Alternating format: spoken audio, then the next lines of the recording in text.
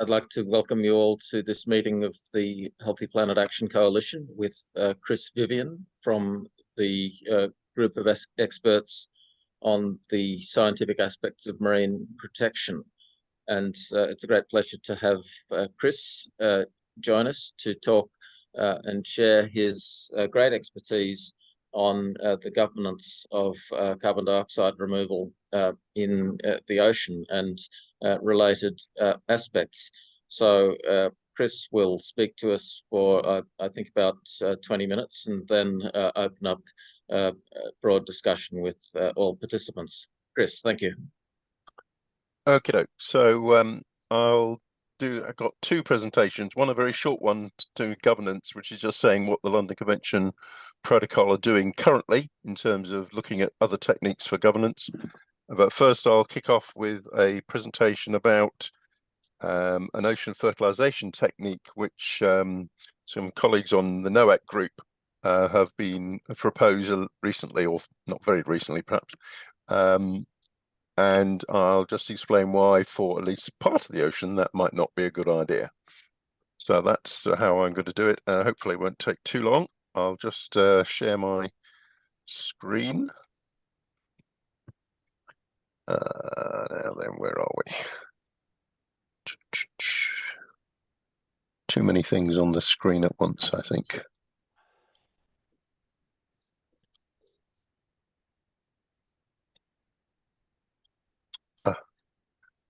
Can't see it for some reason. What's going on? Show all windows. That's probably what I need to do. That would help. There's some that were hiding away. Yeah, okay.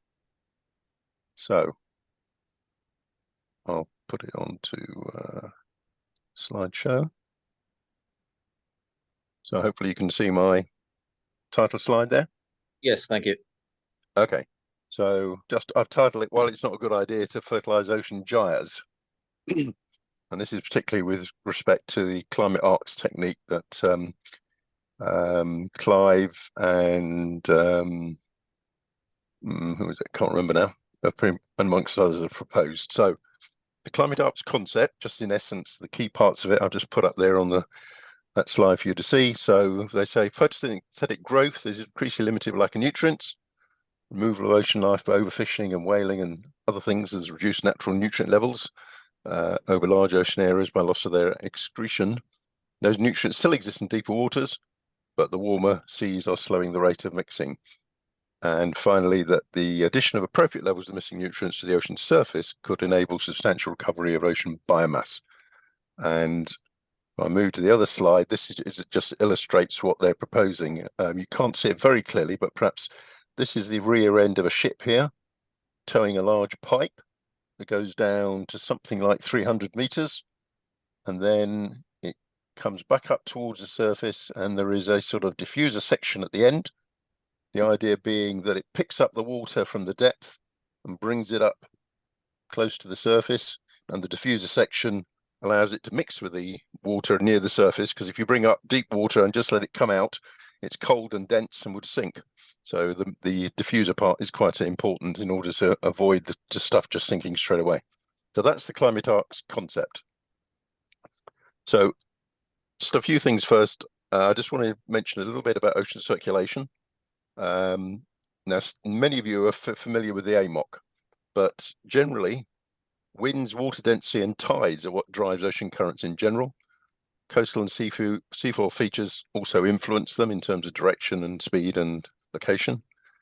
But ocean circulation in the ocean is basically in two main components: the AMOC, which many of you heard about, the global ocean conveyor, but also the wind-driven circulation as well.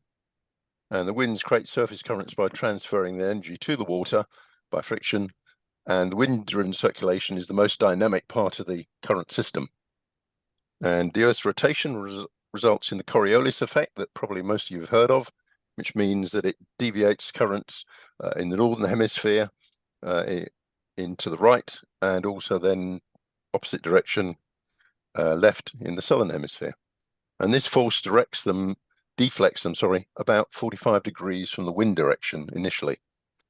And at the equator, there is no deflection at all, because obviously there's a balance between the two hemispheres there. So just a quick picture there for that's the current system of the globe. Probably many of you are familiar with at least some of that, if not all of it.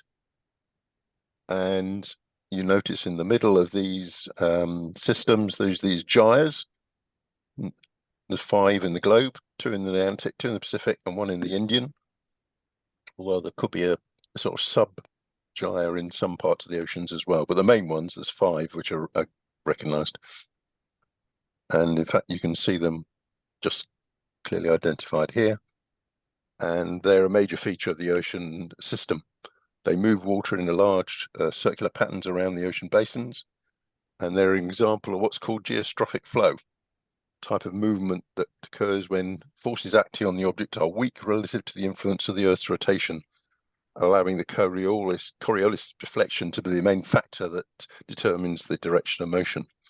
They're often said to be ocean deserts, but that is a somewhat misleading concept. They are generally not really a desert in the sense most people think of a desert, even though I think most people don't realize that deserts are not completely lifeless, of course. So geostrophic currents. The major currents of the world ocean, such as the Gulf Stream, the Kuroshio, the Agulhas Current, and so on, are examples of these geostrophic currents. And they're the surface currents caused by a variability in sea surface elevation. Due to difference in elevation, you get a horizontal pressure gradient, and consequently you get a current flowing from areas with higher elevation to areas with lower elevation. People don't realize that across the ocean, there's quite a height difference from one side of the ocean to the other.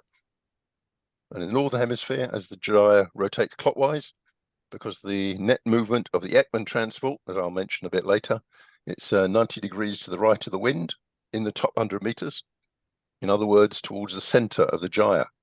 So this transport piles water up towards the center of the gyre, and that then causes a flow around it, as you'll see in a little diagram on the next slide. And the sea level, so therefore, is higher in the center of the ocean basins.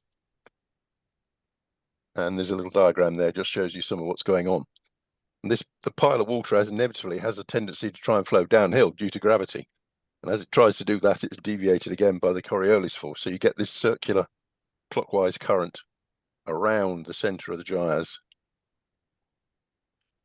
And same as the gyres, the geostrophic flow is clockwise in the northern hemisphere and counterclockwise in the southern hemisphere.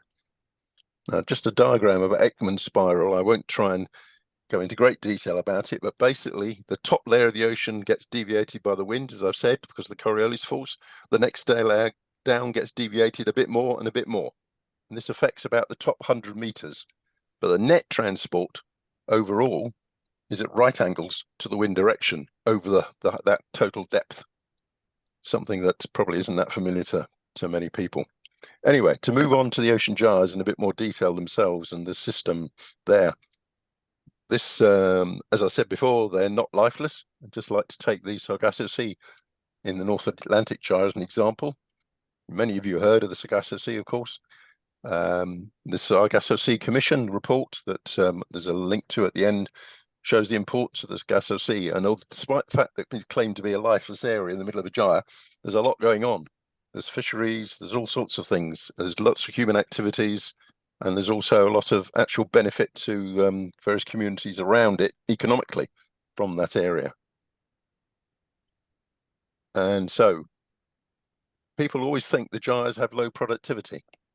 However, despite being classed as oligotrophic, the Sargasso Sea has a surprisingly high net annual primary productivity that matches level found in some of the most productive regions in the ocean. There's been more about it in that report from the Sargasso Sea Commission, and it's linked at the end. It's due to a combination of factors.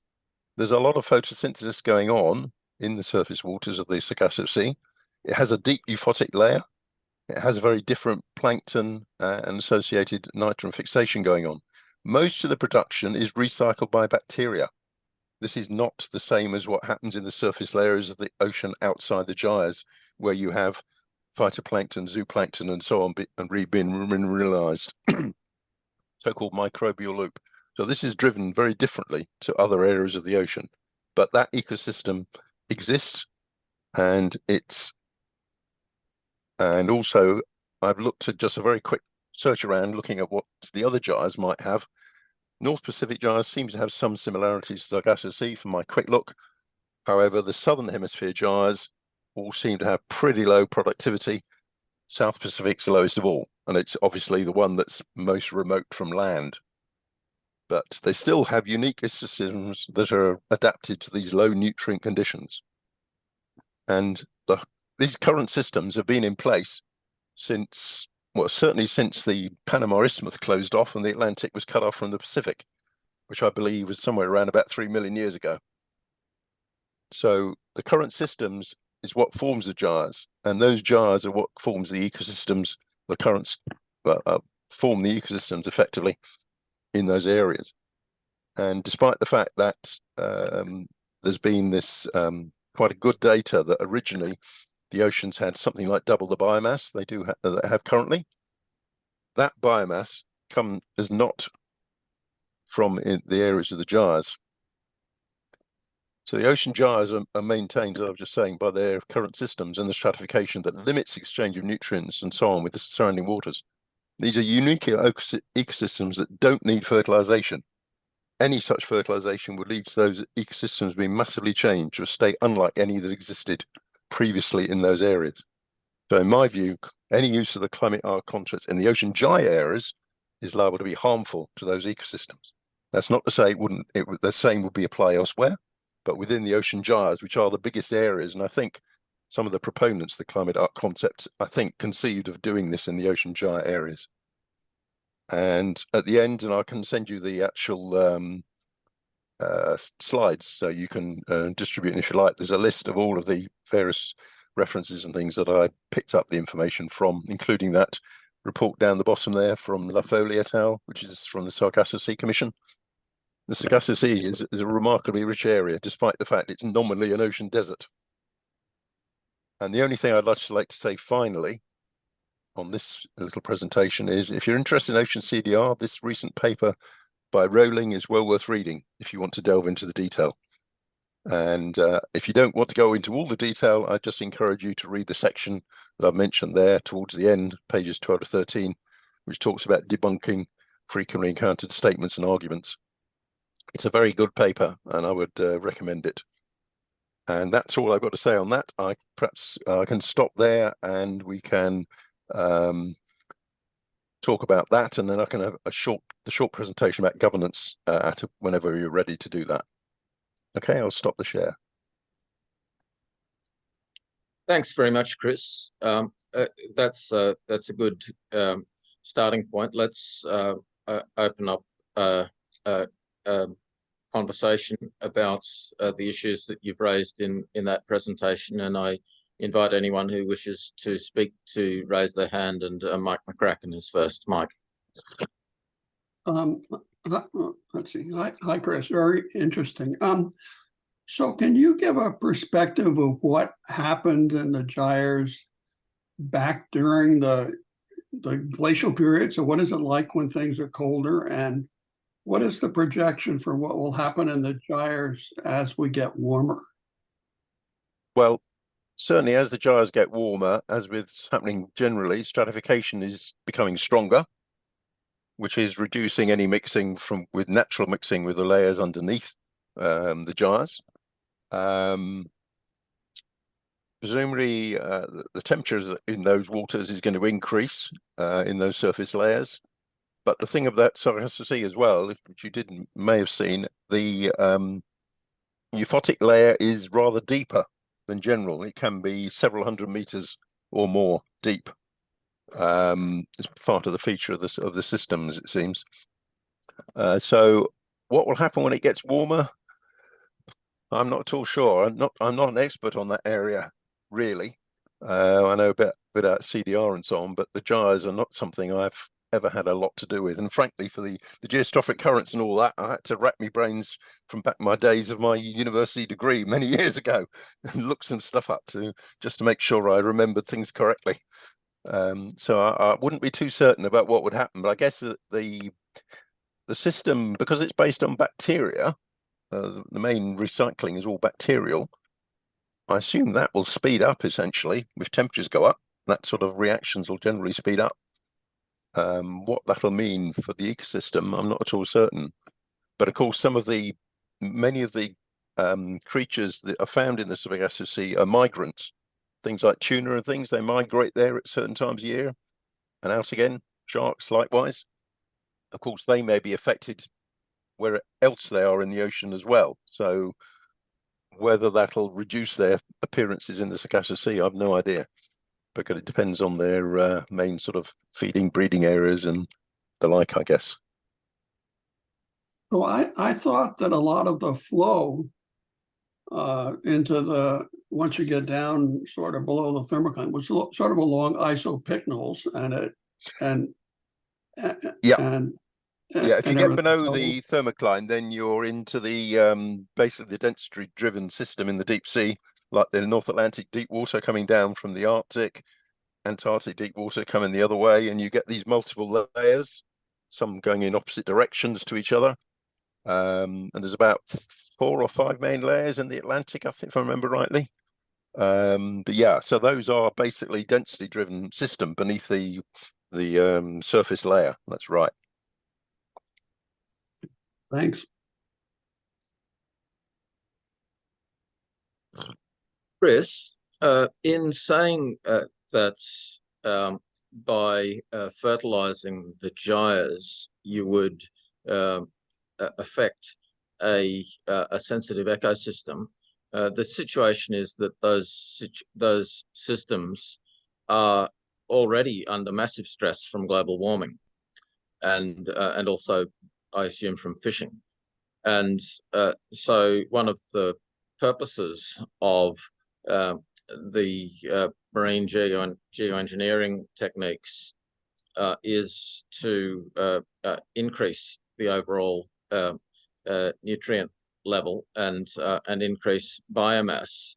And my impression is that that would be overall protective for marine life and also have cooling benefits for the planet. So the argument about disrupting a sensitive ecosystem seems to just be one factor. Like it may be that intervention would produce better overall results than not intervening. What do you think about that? I think that probably you would need to treat the ocean gyre areas differently to the other areas. So it may be that a very modest addition might not be too harmful, because those systems are based on basically relatively low nutrient availability. If you put a load of extra nutrients in a system that's not used to it at all, and never has had, then I think you may perturb the ecosystem significantly, as well as doing the other things that you talked about. Of course, I accept that there could be some cooling benefits from blooming phytoplankton, and there may be some benefits for fisheries, but a lot of the fisheries benefits in the ocean gyres, at least the Sargasso Sea one, are from migratory fish coming through rather than fish populations resident in the areas, i.e. they're feeding or passing through as part of their migratory pathways. So I'm not sure that there are significant fisheries likely within the areas or likely to develop within the areas. I wouldn't have thought, but I don't know enough about that to be absolutely certain. But I think whatever you are thinking about, you would, I think, need to approach ocean gyre areas differently to how you would do it in other parts of the ocean, because they are very different type of ecosystems. So I think you would need a appropriate sort of experimentation, pilot studies to study it in order to judge what is and is not appropriate. Yeah, and in any case, that sort of study is limited under the London Protocol, and we'll come back to discuss that when we look at your governance paper. So we'll have another 10 minutes or so on this, and hear from Clive and then Peter. Clive. Yeah, thanks, Chris. What areas of the ocean do you think would be more suitable to climate arcs, upwelling nutrients? Well, basically, at least in principle, the areas outside the gyres. Clearly, any area outside the gyres well, that's not necessarily any area, bearing in mind, of course, there are some areas that have sensitivities for other reasons, either through legal things or through sensitive environments. And also bearing in mind things like the BBNJ Treaty, which is being agreed. It's not yet in force, of course. That will put additional onus on anything happening within the ocean on the high seas. And the gyres are all on the high seas, of course, by definition, or pretty much anyway. There's one or two odd islands around that have some EZ around them, but they're relatively small compared to the gyre areas. So I think, yeah, it's the most productive areas of the ocean are those that always have been productive, and that is essentially upwelling areas, continental shelves, continental slopes. That's where all of the fisheries of most fisheries have been concentrated, apart from those migratory ones like tuna that move around across the oceans a lot. And those areas are, in my view, are those areas where the productivity always has been, and those are the areas that have declined over the last 300 years since we became much more efficient at going out and catching fish, particularly with the advent, once we moved particularly from sail to steam power. That was a sort of a multiplier, significant multiplier of our efficiency, if you want to put it that way. Other people might use a different word than efficiency, perhaps, for our destructive effect on the fisheries.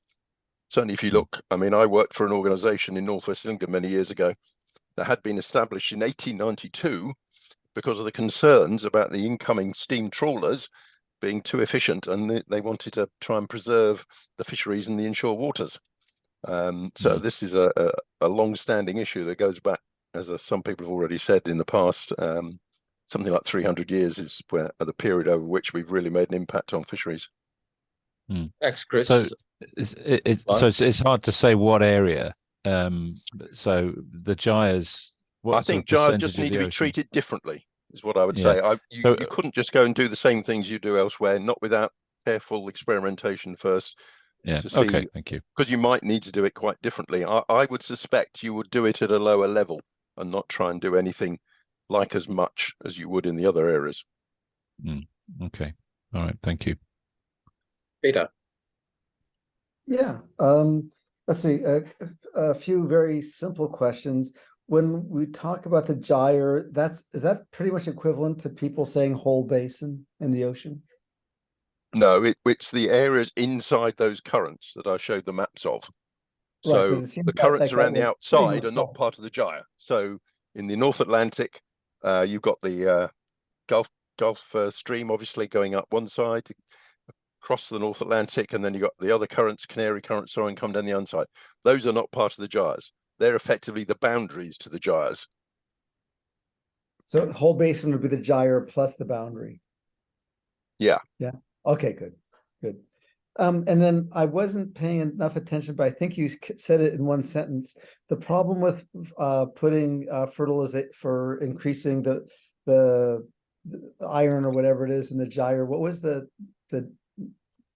nit of that? What's the core of that? Well, for one thing, because the remineralization, the activity is mostly bacterial driven in those areas. It's not driven by phytoplankton and zooplankton. So I don't know what effect iron would have on bacteria. It will have some effect, I presume, but it's not going to be the same as affecting phytoplankton, that's for sure. So how effective using iron would be, I don't know. I mean, the technique of climate arcs that I was particularly talking about obviously is bringing up water from deep, which has the whole mix of nutrients in it: nitrogen, phosphorus, iron, and other minor nutrients. Of course, it does have the downside of also bringing up additional CO2, although by taking it from something like 300 meters, you're minimizing that rather than taking it much deeper when you would bring up more CO2. Right. And the bacteria, would that be mostly cyanobacteria? I can't remember for sure. It certainly would be involved then, I think. Whether that's the main ones, I'm not sure. Great. Okay. And the last quick question, migratory fish, presumably they would, as they're migrating through, they'll eat whatever there is to eat, right? So it's not like they're fasting while they're migrating. Yeah, well, I mean, I guess some of them are fasting, some of them are would be feeding whatever's there. Certainly the Sargasso itself, the Sargassum, sorry, has a particular ecosystem. It has a whole series of fish and other creatures that live within it.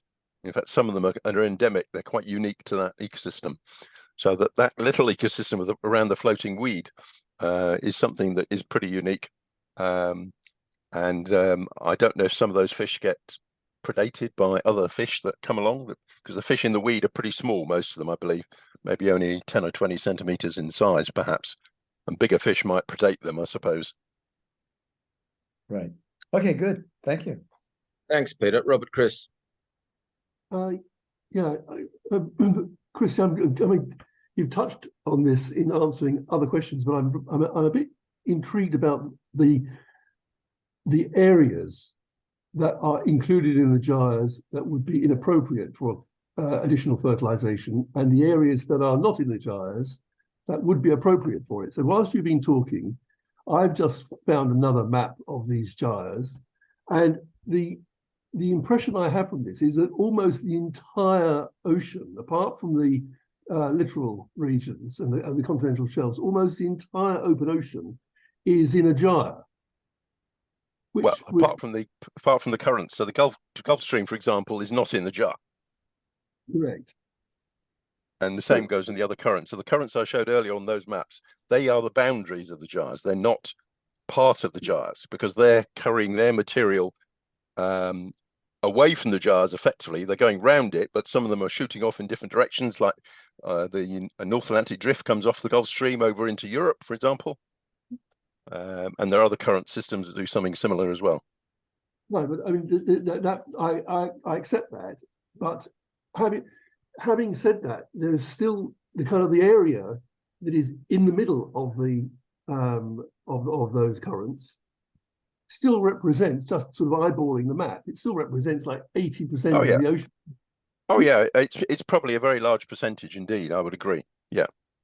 Yeah. So in a way that kind of simplifies things to a degree, isn't it? Because it means that if you were thinking about fertilizing the ocean, you have got there's a big chunk of the ocean that you don't need to worry about. That you can just focus on what remains on that 10 or 20% that is. And where you go also depends, of course, on what nutrients things you're trying to fertilize with, because you, particularly for things like iron, the areas that are deficient in iron already, which we know about, which is the Southern Ocean, the Eastern Equatorial Pacific, and the North Pacific, the subarctic North Pacific.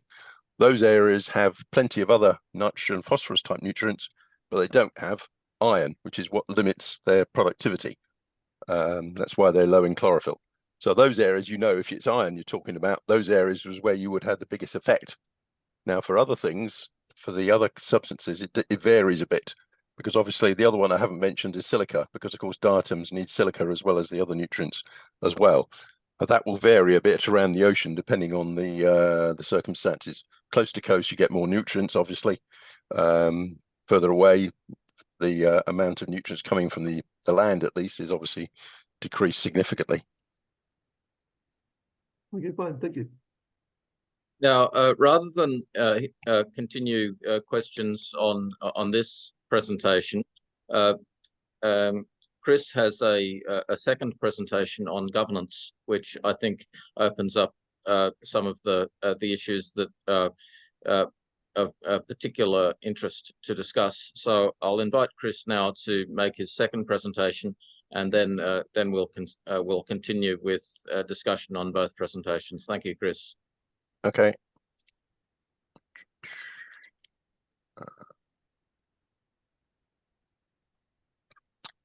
Okay, can you see that? Yes.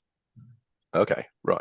So this is just going to be a very quick, short run through about basically where we've got to with the London Protocol in terms of looking at regulating other CDR techniques or other techniques of marine geoengineering as they define it.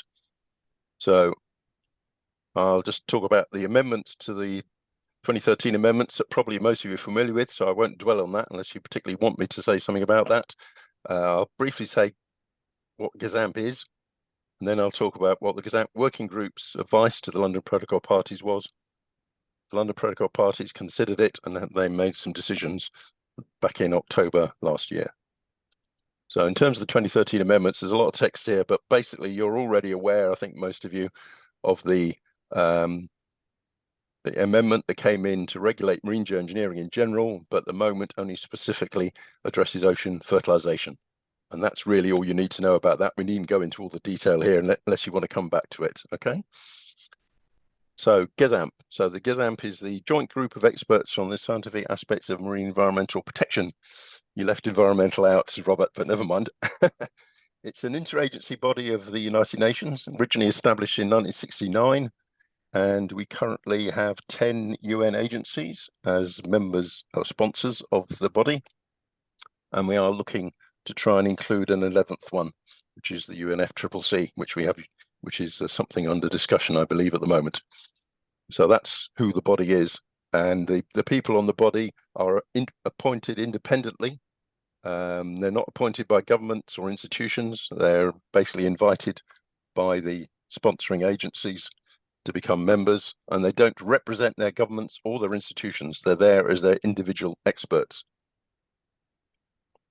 So that's what GAZAMP is. So the Working Group 41 that I'm a co-chair of, back in April last year, provided some advice to the London Convention and Protocol scientific groups, suggesting that the following techniques were those highest priority techniques for them to consider for listing in the new Annex 4 of the protocol. And there's those 7 techniques there that we put forward as potentially those that might be of interest to the parties. Not saying they definitely would be, but they were just ones that we considered would be relevant to consider. And the convention parties looked at these and decided, after going through a correspondence group and a meeting, eventually recommended the 4 techniques that are in the red box, which is macroalgae cultivation and sinking, but also includes crop waste, alkalinity addition, marine cloud brightening, and increasing ocean reflectivity mainly through particles. And that one really, at the moment, the only issue there is the silica microspheres that have been suggested by some people. And you'll notice there you've got 2 ocean CEDR techniques and 2 albedo techniques. And then at the governing bodies meeting back last October, they agreed with those 4 techniques that should be further considered. Now, in this case, they then extended the work of the scientific groups to consider looking at those techniques, but also established a group that will be considering the legal issues about whether or not they would include them. So we have 2 groups running in parallel, the legal group and the scientific groups, who have been working in the intersessional period since last October. And there was a further discussion at the scientific groups meeting this April this year as well. And this will all come back to the group, to the main bodies meeting in October this year for further consideration of the way forward. There's nothing been decided as yet, and certainly I wouldn't expect any firm decision at the next meeting. It's probably more going to be a planning meeting for perhaps coming up with something definitive the year after, I would guess. That'd be pure guesswork, but I think that's likely based on my experience with how fast these bodies tend to move. You've got to remember, international bodies move very slowly, generally. But you have many parties who have to be got on board, and the convention and protocol parties almost always work by consensus. There's never been a vote in all my time that I was involved in it, and I was involved with these bodies for 27 years. There was never a vote at any time at all. We always work for a consensus. Anyway, that's what's happening in terms of those 4 techniques going forward for consideration for regulation to be added to that list that at the moment only has ocean fertilization. And there we go. So I'll stop there.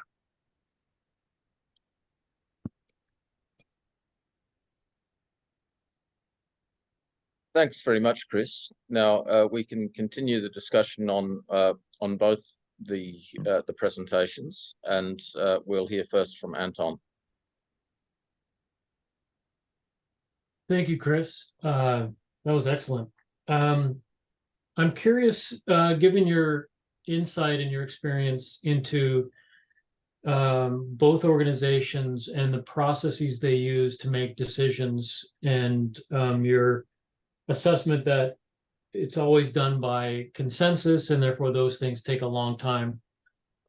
Do you anticipate a pace change or a change in the way that these groups will make decisions in the future?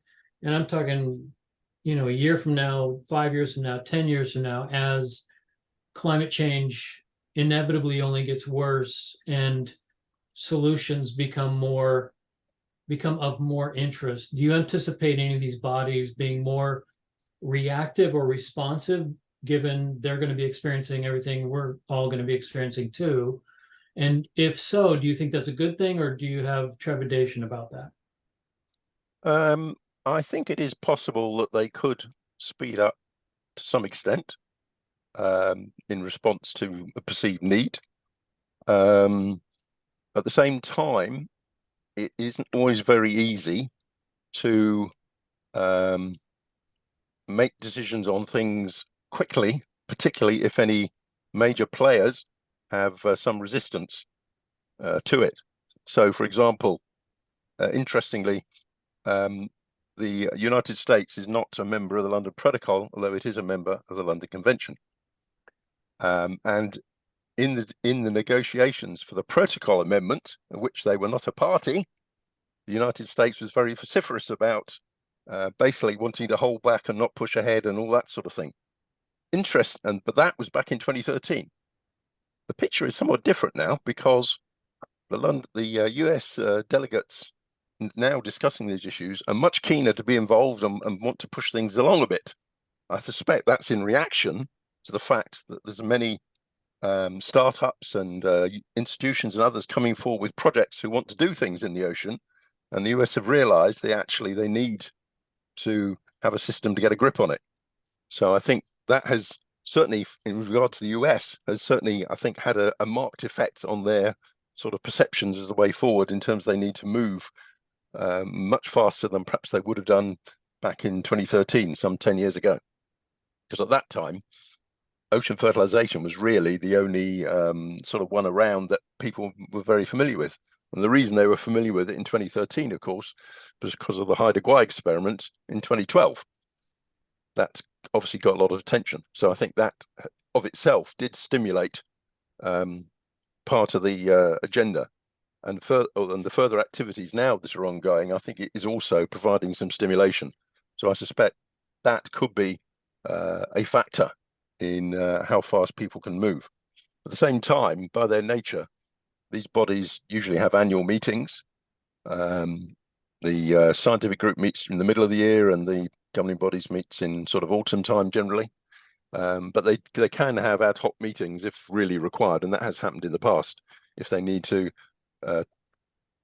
move forward on a particular issue and make something happen quicker, they can have an ad hoc meeting to discuss a specific issue and then bring it to the governing bodies for a decision. So there are ways and means to speed things up to some extent, but again, it's not always easy. And I think my experience recently is there is one country in particular that has been a member of the awkward squad, and it's not the US, who has been quite resistant to a lot of things happening, and that is Saudi Arabia. Interestingly, China was very unsure about this when we first started discussing a potential amendment. But after a lot of encouragement and providing information and so on, I think they realized that it was something that needed to be done. So they've moved quite a bit as well. Russia, interestingly, had not really been engaged in this subject. But China has been, and some of the other big countries have as well.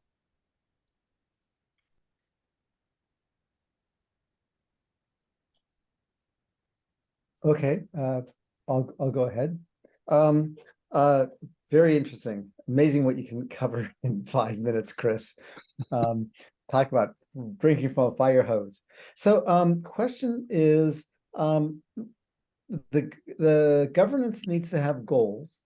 And I would assume, tell me if this is correct, that the goal of the governance work that you're engaging in is basically reducing human interference into the climate and ocean system. Is that roughly correct?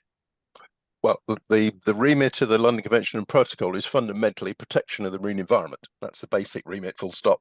You can look at the detail on in terms of what it says in those instruments, but that's the basic thing. I think we all realize that the Convention and Protocol can only regulate these things to a certain extent. What's within their remit. Clearly, their remit doesn't extend to a whole load of social, economic, and other aspects. The economic, there may be some aspects of that, but not all. Things like human rights and so on. So, but at the time they started on this process, it just felt they needed to do something rather than just let things happen outside any regulatory system. So in my conception is, if at some point we have an instrument that might regulate geoengineering or whatever we wanted to call it at the time, then I would envisage a partnership between that body and the Convention and Protocol in terms of any overall regulation, with the wider body, perhaps under the UNFCCC, but that perhaps doesn't seem very likely at the moment, providing the more overall and dealing with the bigger, wider issues in terms of the climate and so on.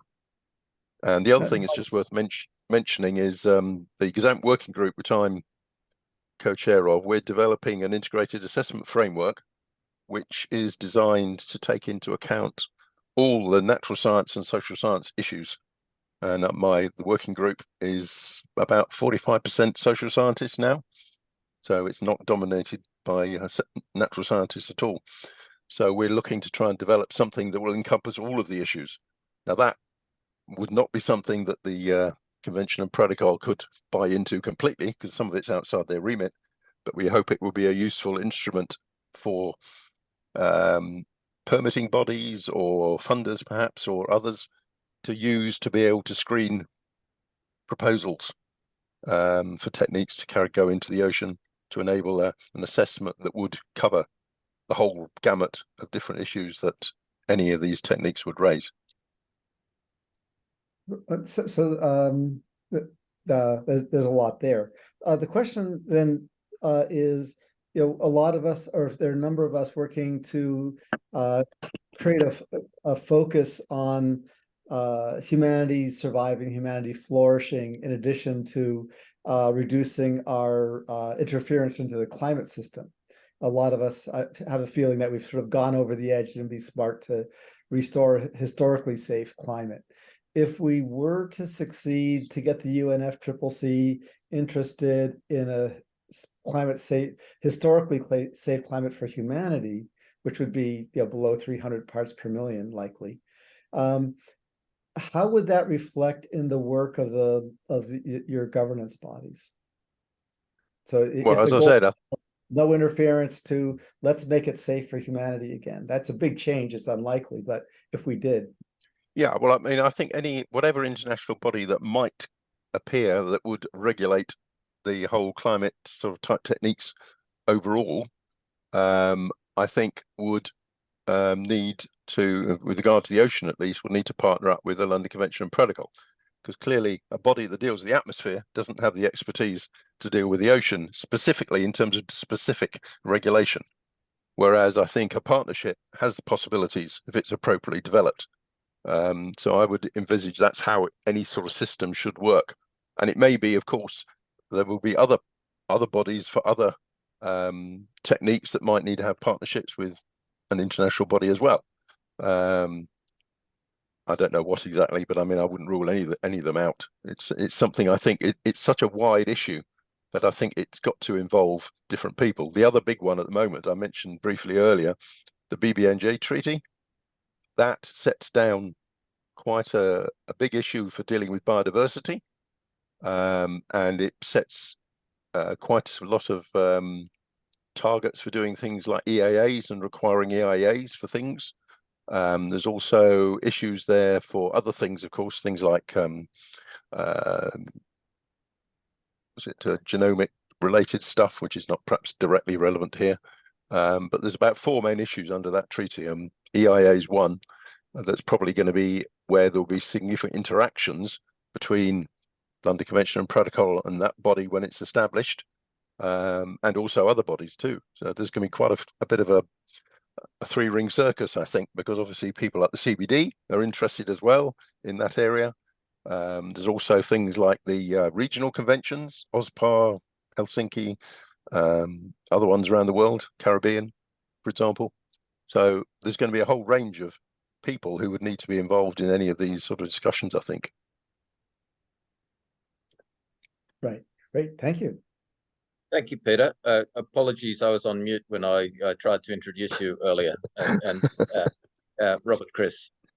Yeah, just a little quickie, Chris. You mentioned that there were 6 techniques that were considered, and 2 didn't make the cut. What was it about I missed.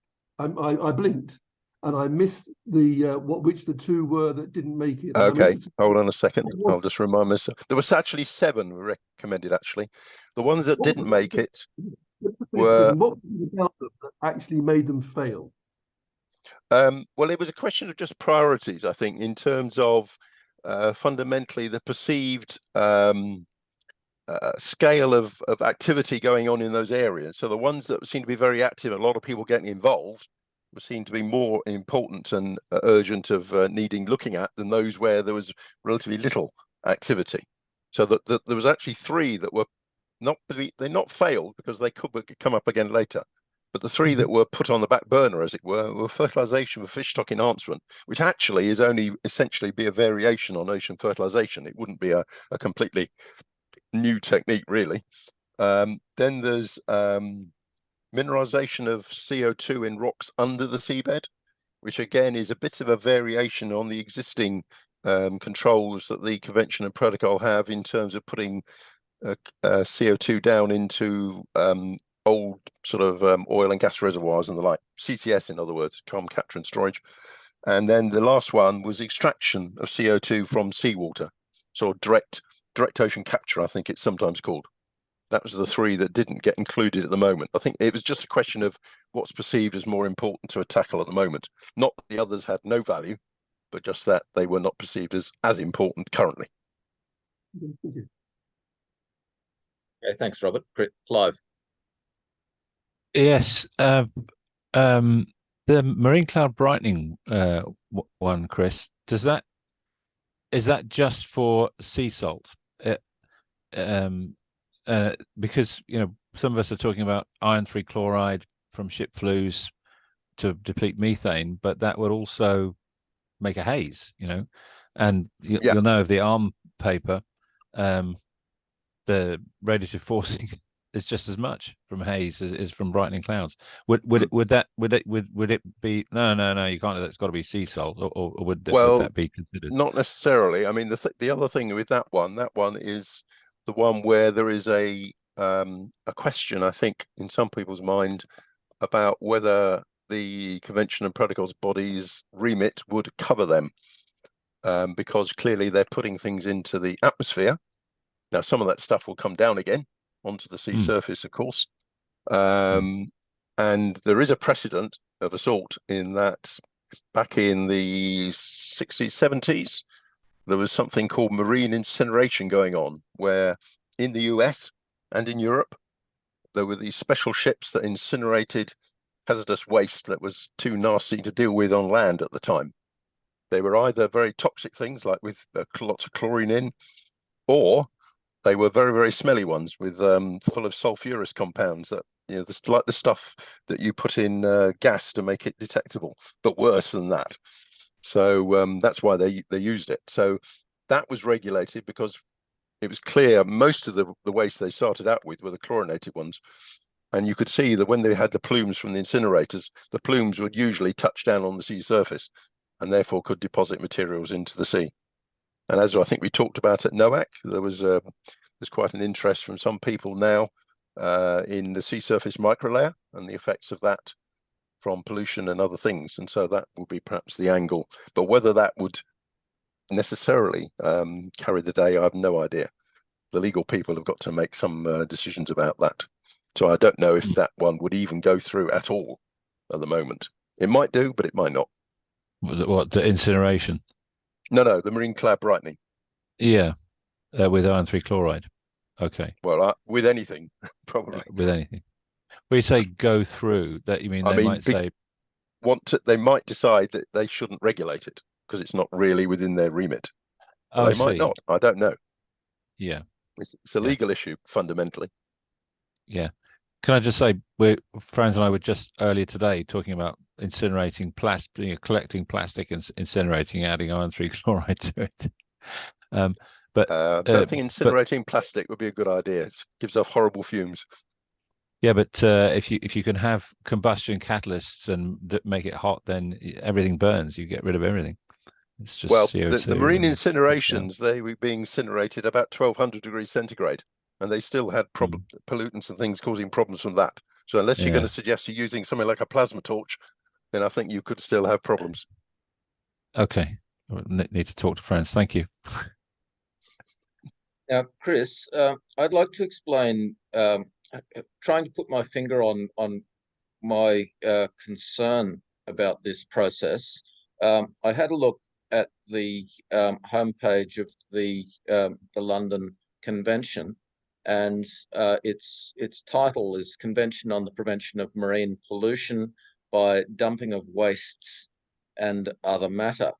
And the concern that I have is about intent, and that is that marine geoengineering methods are not dumping of waste. They are intended to provide benefit to the marine system, whereas dumping of waste is just intended to get rid of rubbish that's of no use.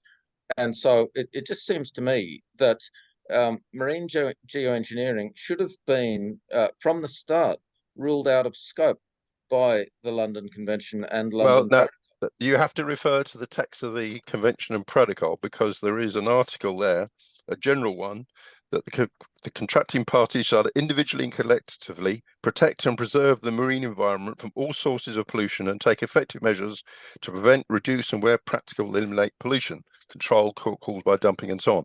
And there's also a general obligation to take a precautionary approach to environmental protection, and so on. So there is a general obligation which extends. And the point is, the amendment to the protocol has extended that. So you should, the title effectively is out of date. So you shouldn't hang anything on the title.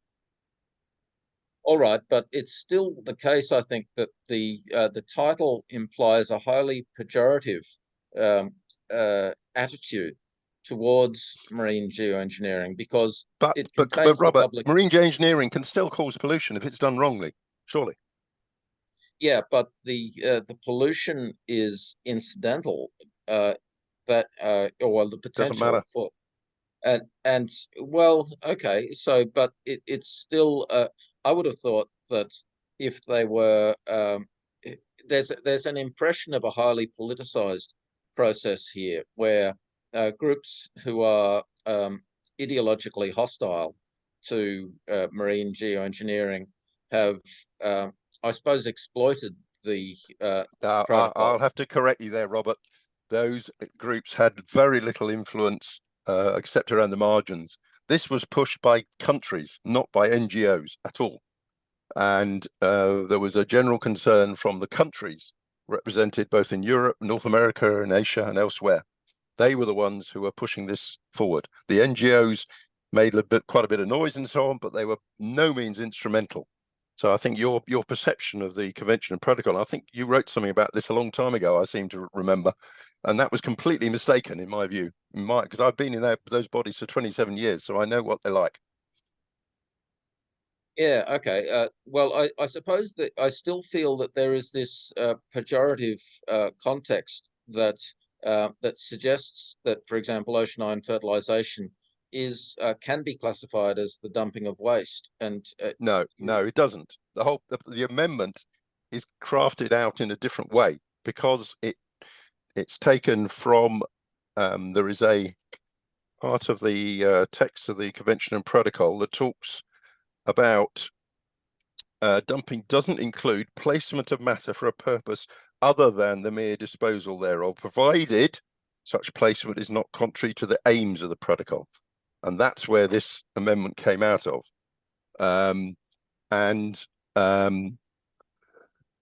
Yeah, I mean, the point is, there are activities which are dumping, but nevertheless are economically beneficial and regarded as necessary. Dumping of dredge material, which keeps ports open and keeps international trade going, which is something that happens, and that potentially can cause pollution if it's done wrongly, as could marine geoengineering. So I don't see any fundamental difference, frankly. The fact it may have the whole point of dumping of dredge material is to enable an economic activity that's a benefit. So it's not fundamentally different to what you're talking about, I don't think. But I think the other thing is you're looking in from outside, not aware of how these bodies work, and making assumptions, I think, that are not actually accurate. People look at some of the things like the Ocean Fertilization Assessment Framework and think, oh, that looks terribly complicated. It's nothing very complicated. It's just a risk assessment, basically. And it's the same sort of thing that hundreds of ports around the globe use all the time in regulating and managing their activities of dumping of dredge material. It's a question of familiarity. People unfamiliar with these things look at it and think it's all complicated. The other thing to remember, that document, the Ocean Fertilization Assessment Framework, is a guidance document. Guidance has a specific meaning. It is not mandatory. Some people look at these things and assume they're mandatory. They're not. It's there for the interpretation by the state bodies that regulate the activity. That's the other thing you need to remember. This is regulated ultimately by the states. It's not regulated by the Convention and Protocol. The Convention and Protocol provide the overall structures and guidance, but the states, such as Australia or the US or the UK or whoever, are the ones who actually regulate. So given that as you say, that the title of the convention is out of date, given that it seems that the regulation of marine geoengineering has become a significant part of its work, I wonder if the London Convention would give thought to changing its name. Possibly, I guess. I mean, I think there are certainly some people, and I'd probably include myself in it, would turn it into a general marine environmental protection convention, not necessarily doing with dumping. The other thing to remember is at the time that we moved forward with the amendments and the work before that, there was no other body around that was in a position to do anything. And it's still the case, effectively. There's no other appropriate body.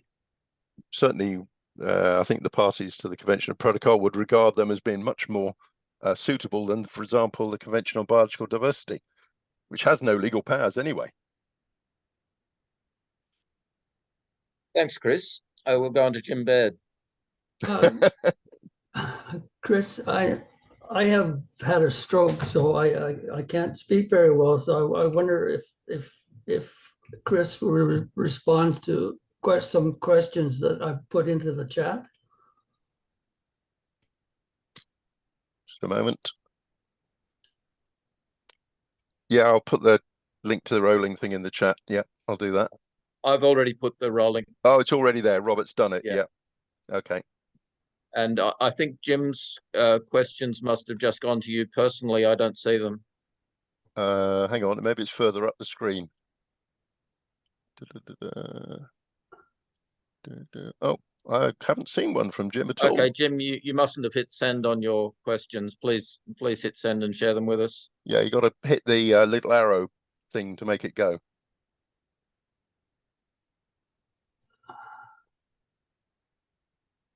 It's at 146 on the chat. But who did you send it to? Did you send it to everyone or just to me or what?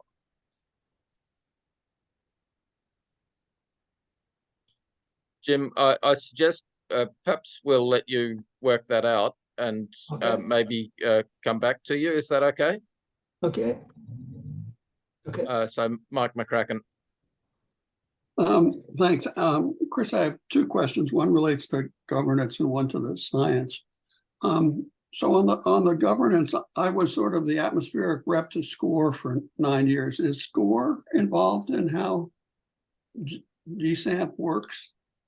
Not specifically. I think we have some links with SCORE, and SCORE did make a an intervention back in 2008 about the ocean fertilization issue. They issued a statement about it, the concern about it, because this was at a time when Russ George was going to do his dumping initially off the Galapagos and then off the Azores. And they made a particular intervention then, but I would say it hasn't been any active intervention at the moment, but we do have links to some people who are connected there. We also have some links to a couple of other bodies like SOLAS, the Surface Ocean Lower Atmosphere Study, and there's some work being starting there hopefully quite soon, and also that'll be a study that involves CDR MIP as well. I mean, so SCORE is like ICSU or whatever ICSU is now, but I mean, it was sort of formed by national academies and stuff. And so what you're saying is GSAMP is the UN governmental part or something. Mike, could you tell us what SCORE is? Scientific Committee on Committee Ocean on Research. Oceanic Research, which was established in I think 1957 as under the International Geophysical Year kind of thing to coordinate all ocean activities undertaken by the nations. But its structure comes up from the academies of science of the nations of the world that are involved, and so it's non-governmental. It's sort of the scientific part, and often they're partners with the governmental part. So IPCC, for example, is a combination of the scientific part that comes up plus the governmental part. So I was just curious how that related, but okay. The question I had actually goes back to the question on gyres. So over the years, there have been, over long history, there have been a lot of volcanic eruptions, and that deposits a lot of volcanic ash onto the ocean. Are there any indications of what that did in the gyres? I mean, supposedly the gyres have presumably survived that over all this time. It obviously depends where. So does that mean they're pretty robust? Well, the other thing is, of course, it depends where the volcano is and the general wind direction from it, whether they would necessarily get into a gyre. Now, some of them could. Now, when it depends. I'm trying to think. There was an eruption in Iceland some years ago, which did deposit some volcanic ash immediately to the south of Iceland, but I don't think that got into the North Atlantic gyre. It was basically to the north of the Gulf Stream extension, for example, that particular case. Other ones, I mean, I'm not aware of one in recent years that has erupted into an ocean gyre area. There have been some that have erupted, obviously some big ones in recent decades. And interestingly enough, I heard something recently that suggested that Mount Toba, that was the biggest eruption in historical times, is starting to rumble. And that one was far bigger than Krakatoa. And that last erupted in about 17 something or other, I think. A long time ago anyway, a couple of 100 years. That is in Indonesia. So that material would presumably be carried west, and I suppose that one might deposit stuff in the Indian Ocean gyre, and maybe if it carried on far enough in the Atlantic. Yeah, I'm just curious if there's natural examples that give some sense of how robust the gyre system is. I'm not aware of a specific example, certainly not in the last decades, that's particularly dumped stuff in the gyres. Thanks. What about Hawaii, or is it Maui, or these Hawaiian islands? There's they're not explosive eruptions that put ash out, Clive. It's general lava that just flows out. They're not explosive. You've got to have a pretty explosive one to put ash out, as opposed to just oozing lava. Okay. All right.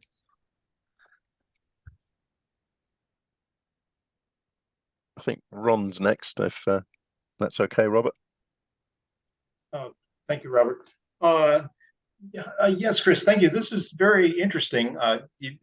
Your depth of knowledge here is quite extraordinary. I'm interested to know if, for example, this is in reference to the bunker fuel issue. When a regulation on the IMO, I guess the International Marine IMO organization, maritime organization, or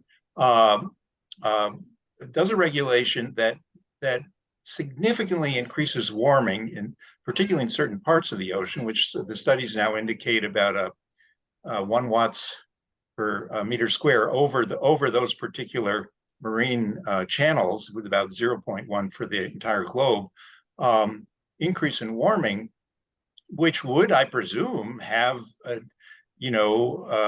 probably a damaging effect on marine life, where that significant warming occurs.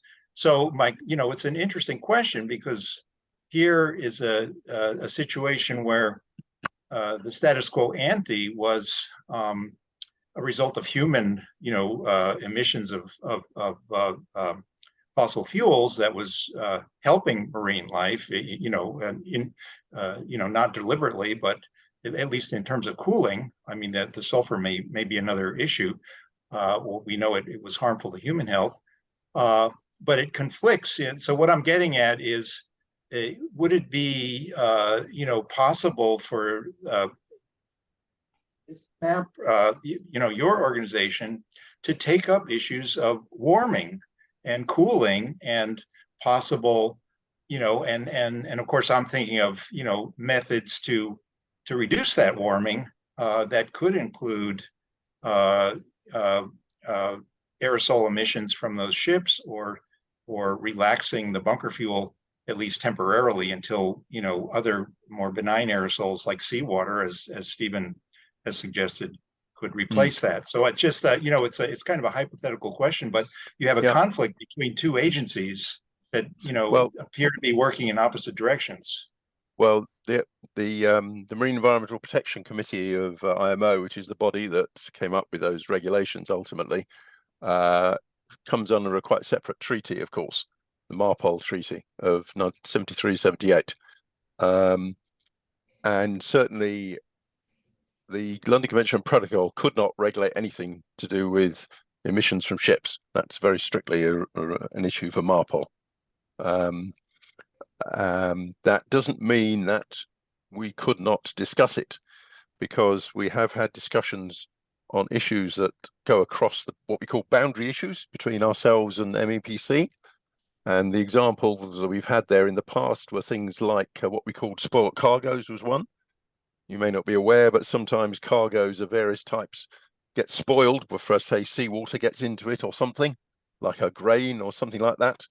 And basically ports won't accept them coming in. They might have fungus growing on them or whoever or whatever.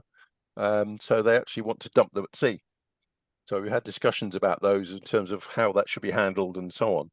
So there is a sort of precedent for some discussion between the bodies about issues that go across the boundary.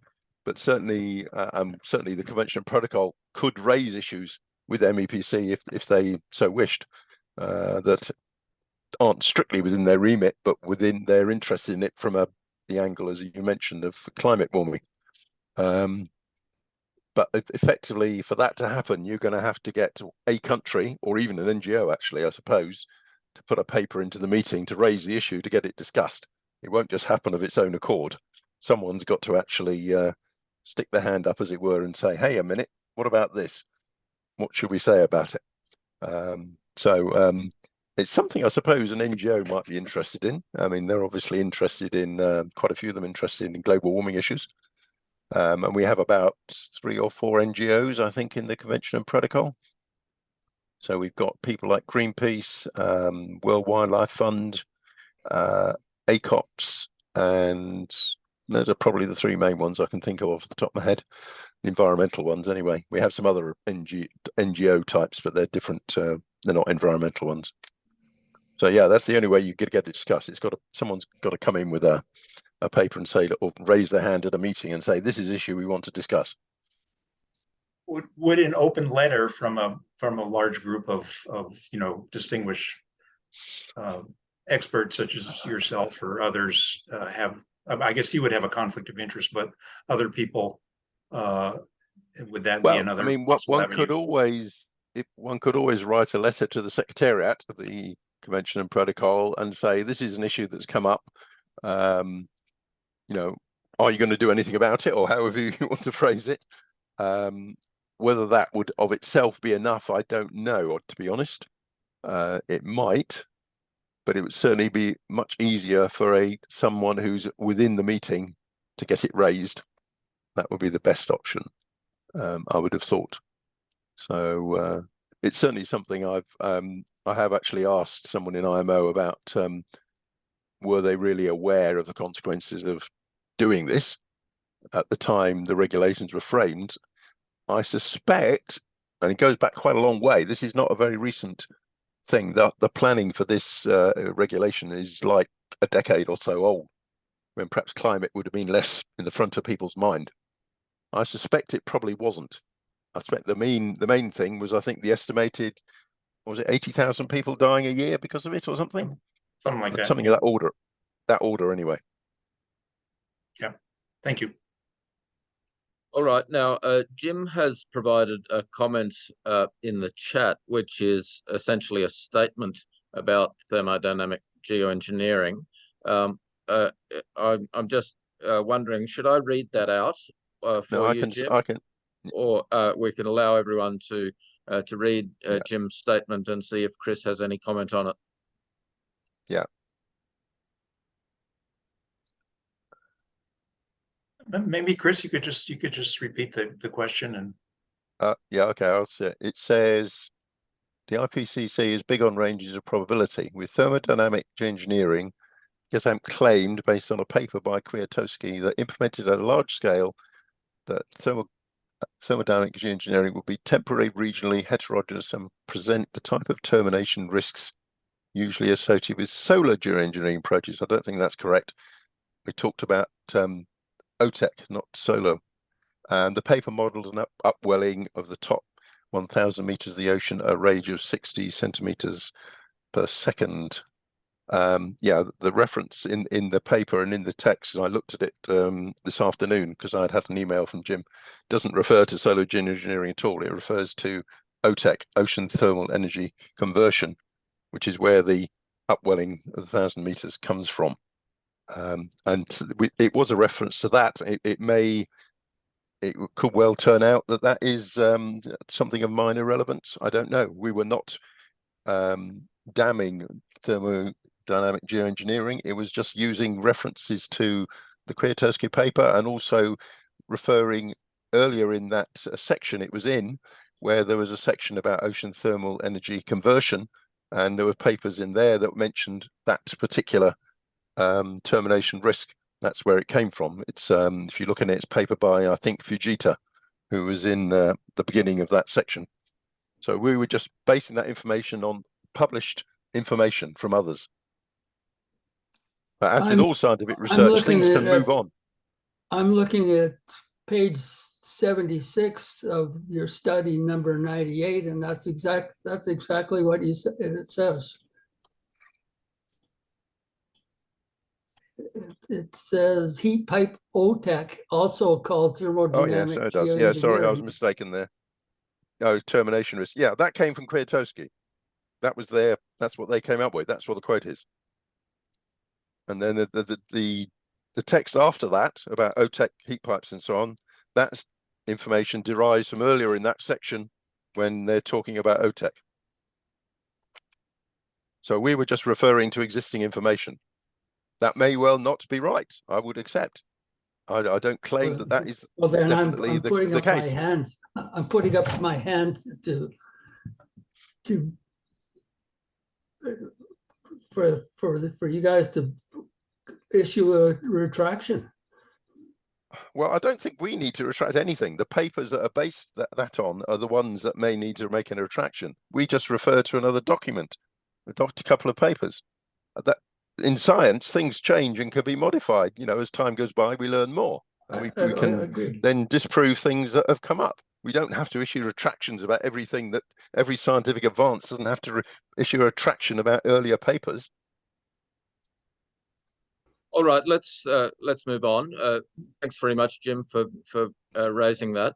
And just a couple of quick things in the chat. Peter Fikowski has asked, what was the third NGO you mentioned? Greenpeace, WWF, and the third one? It's called ACOPS. It's Advisory Committee on Pollution of the Sea. It's a UK-based organisation. And I see that Clive has provided a link to the ACOPS. Oh yeah, Clive's page. got a link to it there. Yeah. Thank you very much, Clive. Thank you. ACOPS changed its name slightly some years ago. It used to be the Advisory Committee on Oil Pollution of the Sea, and then decided to expand its remit to just pollution of the sea in general. Right, and Ron asked a general question about the Marine Geoengineering statement. Now, I assume by that Ron means the 2013 amendment to the London Protocol, but I've put in a broad link to the London Convention and also the IMO page on marine geoengineering, which provides an opportunity to delve into the quite considerable literature around this topic. But Chris may have other suggestions on that. Yeah, I'm just trying to find the comment from Ron. You said there's Ron put a I was just in. asking for the link. I was just asking for the link. Oh, I see. Oh, right. Okay, sorry. Yeah. Oh, yeah. Yeah, there was a comment from someone else, by the way, about the Tonga eruption, which I had forgotten about, which did put a lot of stuff in. How far that went, I don't know. A lot of it went pretty much straight up and down, I think. But certainly there was a lot of stuff put into the atmosphere initially. It was an incredibly explosive eruption. Well, anyway, sorry. If we have time after Herb's question, we may be able to discuss Mount Pinatubo as well. But Herb.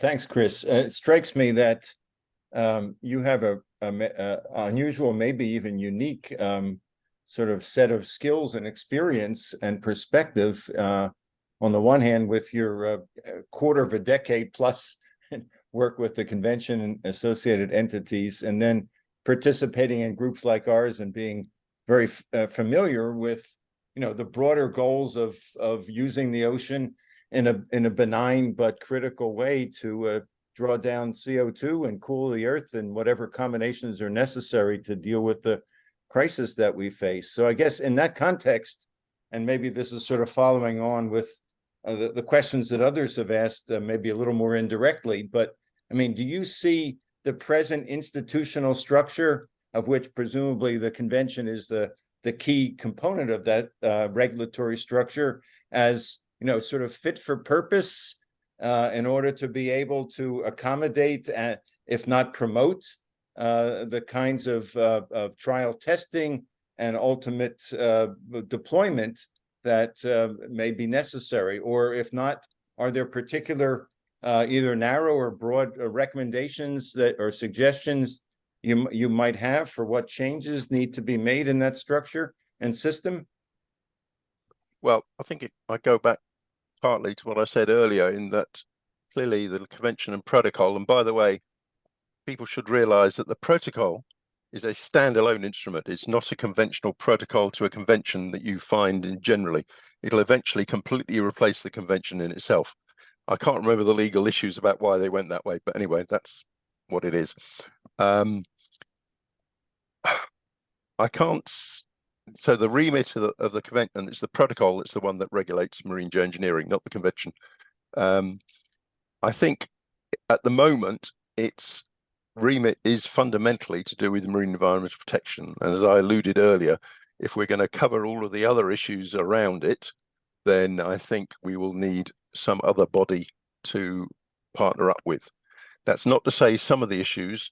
So for example, economic issues are something that is taken into consideration. So if someone wants to dump dredge material at sea, they might argue about whether they should dump it 3 miles off the coast, 10 miles off the coast, or whatever.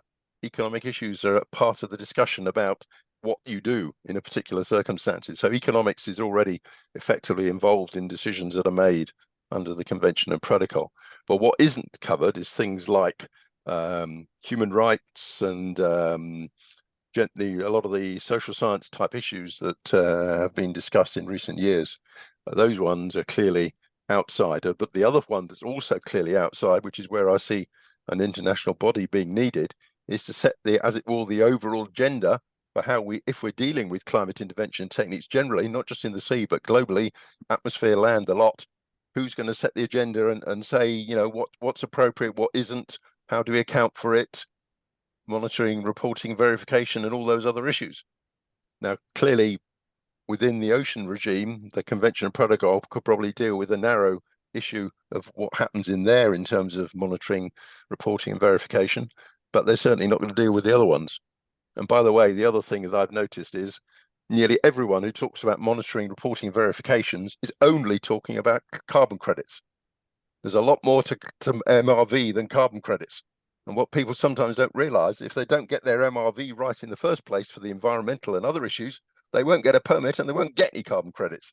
So I think there needs to be a lot more attention paid to MRV about the techniques themselves and their impacts, because that comes before you get your carbon credits. So I think it's complex at the moment. It could be that someone might come up with a brand new idea and come up with a new concept for somebody that's going to be take a lead in this. I think, although people raise the UNFCCC as a possibility, most people I've spoken to don't really regard it as realistic, because it is a very cumbersome instrument. There are 100 and, I don't know, 90 odd parties or something. Getting agreement there is far worse and slower than it would be under the Convention and Protocol. So we probably need something else, but who knows what. Some people have promoted the CBD, but as I said earlier, unless they, without any legal powers, they're not really in a position to have to manage such a process. We know Sir David King recently, as many of you may have seen, proposed the creation of a World Climate Crisis Organization. I think that's what he called it. I'm not sure that he provided much in the way of details, but that probably could play the sort of role you're talking about.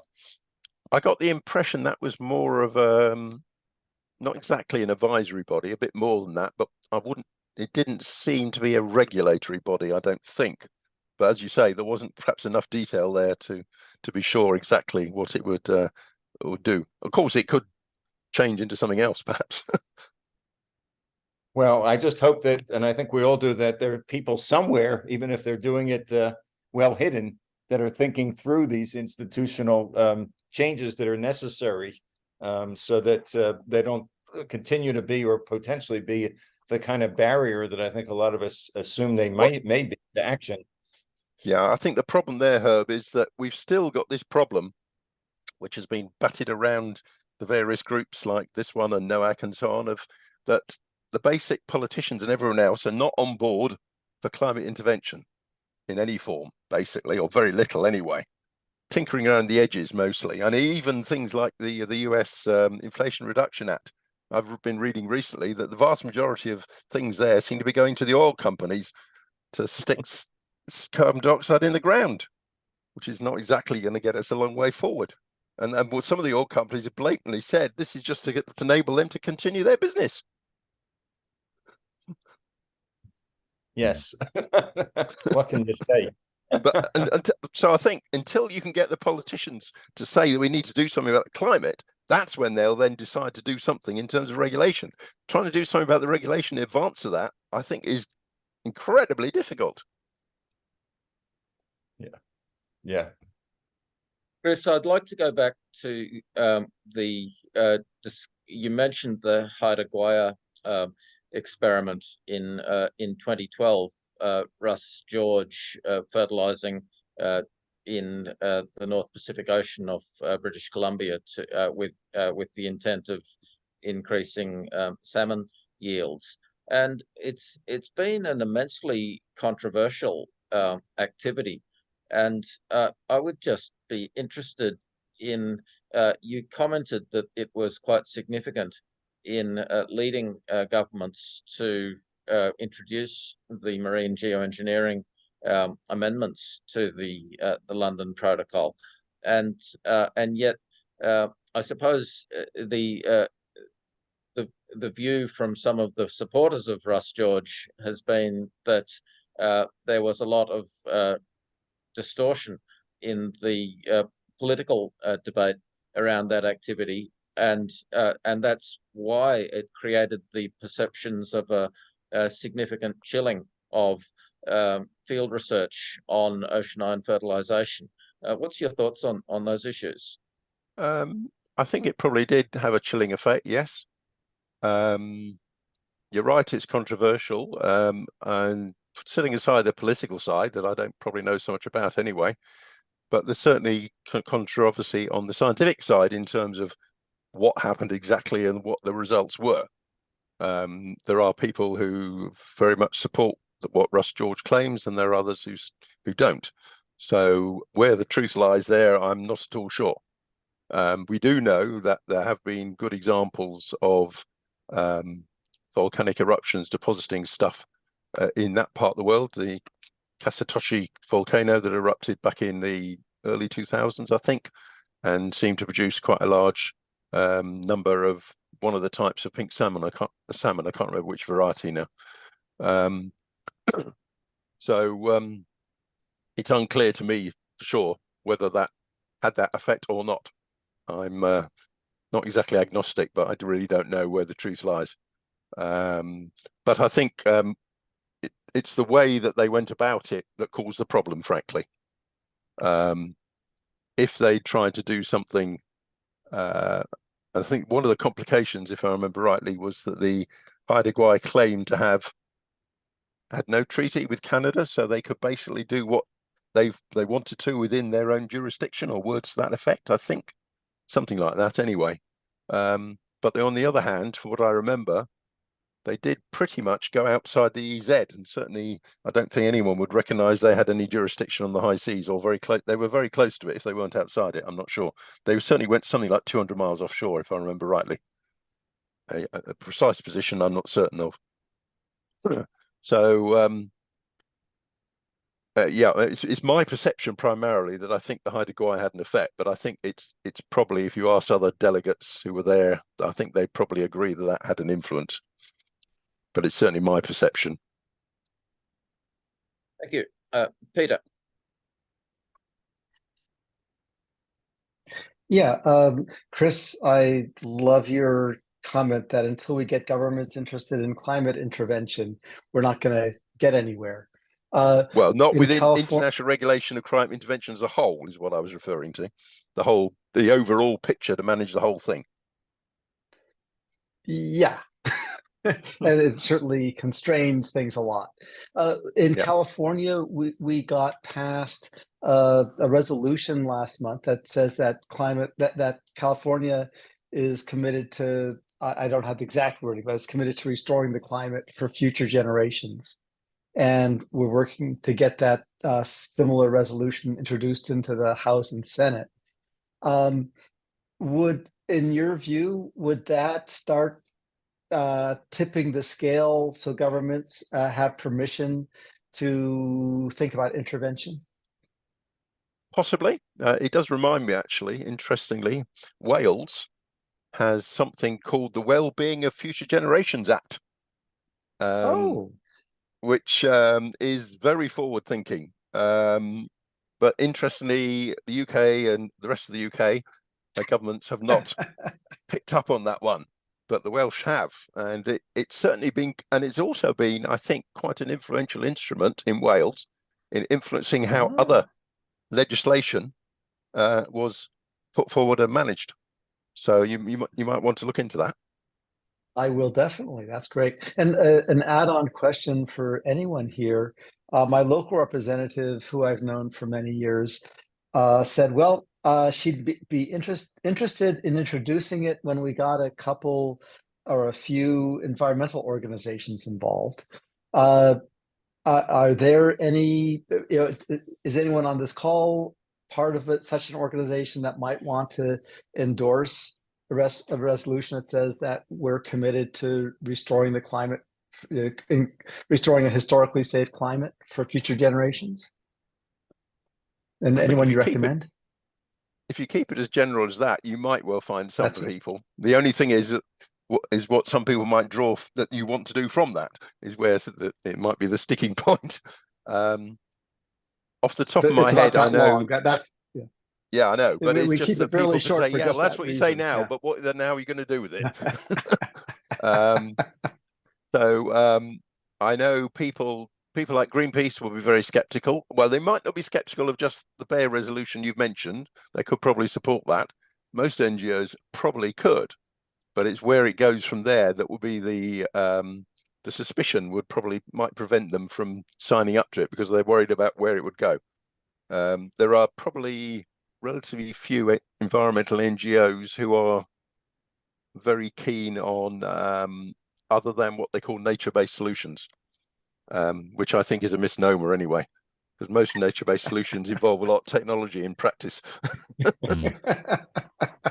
Now we've reached the end of our time, so I'd like to extend a very deep thanks, Chris, for sharing your expertise, your knowledge with us about these really important issues, and it's wonderful for us to be able to get the insights from your engagement with the governance processes. So thank you very much. Okay, that's fine. Thank you. Thank you very much, Chris. I can send you the PDF of the slides if you want to have that. Oh yes, please. So the meeting has been recorded and Yeah, will sure. be published on the Healthy Planet Action Coalition website. So thank you very much, everyone, for joining our call today, and we'll conclude at that point. Yeah, good. It's time for bed for me. Steering circle should stay on. Thanks all. Okay, all right, Chris, goodbye. thank you so much. This was fantastic. Sure. Yes.